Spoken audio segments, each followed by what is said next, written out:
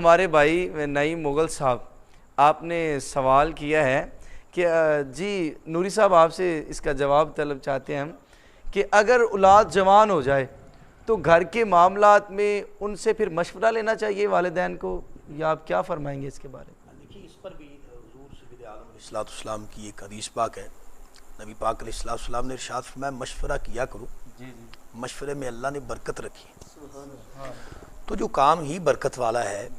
وہ دیندار ہو کے بھی بندہ وہ برکت والا کام نہ کرے، ہاں جی، بلکہ چلے ہم تو ایک دیہاتی لوگ ہیں نا جی، سادہ لوگ، تو ہمارے بزرگوں نے ایک بڑی پیاری جو نا بات کہی، میں وہ بھی ہدیہ ناظرین کرتا ہوں۔ چونکہ معمہ یہ بھی ہے نوشاہی صاحب ہماری نوجوان نسل کا، بلکہ نوجوان نسل کا ہی نہیں،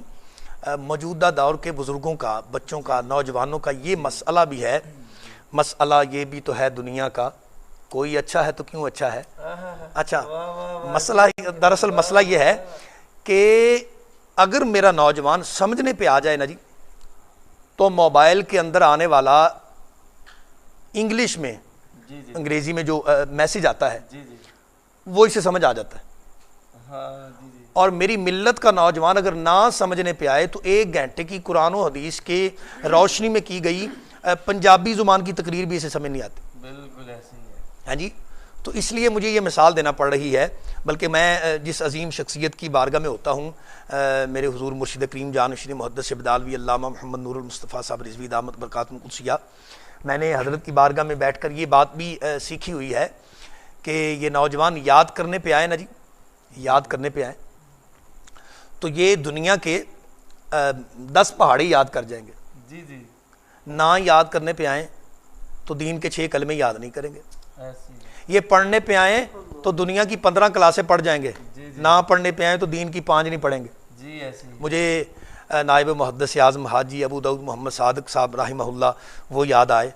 وہ ایک شخص آیا تو السلام علیکم فرمایا، وعلیکم السلام، کی حال ہے جی، ٹھیک ٹھاک، کی کردے ہوندے جی میں جناب پڑھن پڑھان دا نظام کنویں وچ پڑھ دیو جی میں 10ویں دے وچ، تو ارشاد فرمایا نماز وغیرہ بھی کدی پڑھی؟ آندے جی ہاں جی کو ویلا ملے تھے پڑھ لی دی۔ آپ نے فرمایا اللہ اکبر، دنیا دیاں 10 پڑھی کھلوتے ہو، دین دی 5 بھی کوئی نہیں ہے جی۔ تو ناظرین مکرم، ہمارا دین ہمیں یہ کہتا ہے کہ مشورے میں برکت ہے، ٹھیک ہے جی۔ تو ہمارے بزرگ، مثال مجھے اس لیے دینا پڑ رہی ہے کہ یہ باتیں ہمیں ذرا جلدی سمجھ آ جاتی ہیں، قرآن و حدیث ذرا ہمارے لیے مشکل ہو گیا ہوا ہے، ٹھیک ہے جی، لیکن یہ ہے کہ مثال اس لیے میں پیش کر رہا ہوں کہ اللہ کرے نبی پاک علیہ السلام کے اس فرمان کا سحر ہمیں عطا ہو جائے۔ ہمارے بزرگ کہا کرتے تھے کہ بھائی جب بیٹے کو، بچے کو باپ کا جوتا پورا آنا شروع ہو جائے نا، پورا آنا شروع ہو جائے تو باپ کو چاہیے وہ بچے کو یار بنا لے، یار کو دوست بنا لے۔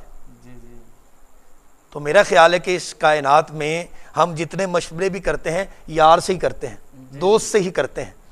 تو گھر جنت نظیر یقینی طور پر ہوگا جب آپ اپنے بچے کو اس نہج پر لا کر کھڑا کریں گے کہ بیٹا تو بھی اس قابل ہے کہ تو مشورہ دے سکتا ہے۔ اور پھر یہ ہے کہ ہمارے دین میں عمر کی قید نہیں ہے کہ بھائی یہ چھوٹا ہے اس کی بات کو نہیں سنا جائے، یہ بڑا ہے اس کی بات کو سنا جائے، نہیں، ہمارا دین یہ کہتا ہے ان اکرمکم عند اللہ اتقاکم، اللہ کے حضور اگر کسی بندے کی عزت و تکریم ہے نا، اگر کسی کو کرامت کا تاج عطا کیا جاتا ہے تو وہ صاحب تقوی ہے۔ ان اکرمکم عند اللہ اتقاکم، صاحب کرامت تم میں سے وہ ہوگا جو صاحب تقوی ہوگا، جس کو اللہ کا خوف ہوگا۔ تو گھر میں اگر ایسا کوئی نوجوان ہے، بلکہ میں تو یہ کہوں گا نہیں بھی ہے تو آپ اسے مشورے میں بٹھائیں، ہو سکتا ہے وہی صاحب تقوی ہو جائے،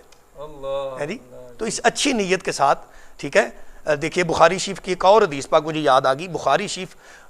قرآن کریم کے بعد سب سے عزت و تکریم والی کتاب بخاری شریف ہے، اور اس کی پہلی حدیث شریف یہ ہے انما الاعمال بالنیات، فرمایا جو نیت ہوگی عمل بھی وہی ہوگا۔ اگر آپ اس نیت سے اپنے